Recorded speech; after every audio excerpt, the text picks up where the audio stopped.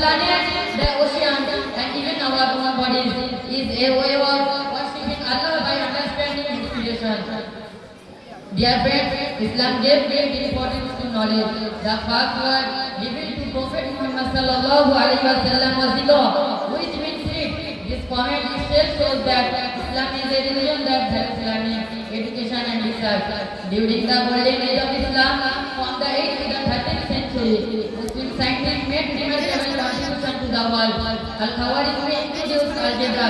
Ibn Sina wrote famous books of medicine. Al-Biruni studied the art and astronomy. Ibn al-Haytham developed the science of optics. Their work became the foundation of modern science, medicine and mathematics. Friends, Islam teaches us to explore the sense of Allah in the universe, not just to gain worldly benefit, but to strengthen our faith. When a Muslim studies the stars edifice or invents new technology, he is fulfilling an Islamic duty of seeking knowledge. So, Islam and science are not enemies, they are beautifully connected. Science explains who things happen, Islam tells us why they happen. Both lead us toward good and understanding. Dear friends, at last I will say that Islam inspires us to think, to question and to discover.